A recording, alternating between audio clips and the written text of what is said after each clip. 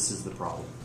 I And- was just kind of trying to explain the impact Right. of this problem. And I actually, like, I went and talked to some of the people in the production line. Like, I asked one of the ladies at the very beginning of the line and asked her, would she be willing to look at, like, some of the higher level drawings to see if there would be a modification later in the part she was building now. And she just flat out said, no, I'm not gonna look She got at this. blank. Yeah, she got kinda angry at me for asking her that. So, I hadn't heard that one till today. Must be Sally or Janet. And then at the end of the line, we talked to some of the people who are actually like the ones who had to take it apart and like rework it, and they seemed to be that was the only step that really knew the problem that we were talking about.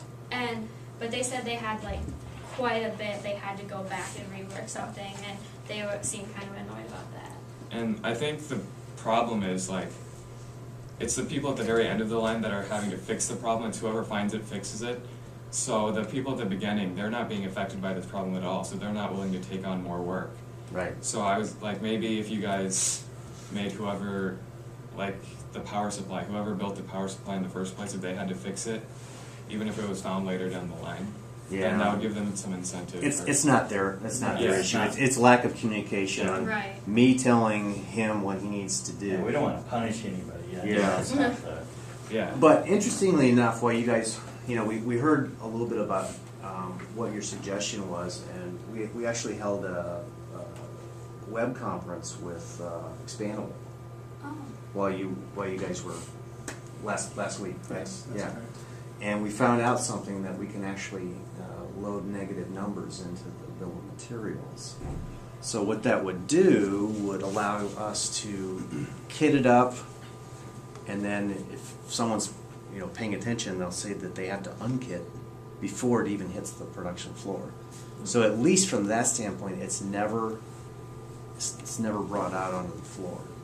So that was sort of an extension of your spreadsheet or expandable Yeah. idea.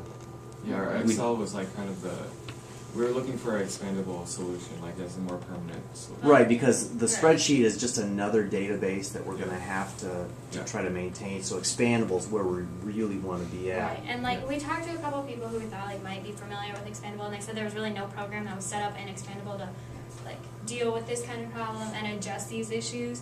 So when we created it in Excel, we were hoping like to like spark an idea that could maybe be a Mhm. future addition to Expandable. Well, I think you were successful then. And now you get the compliment.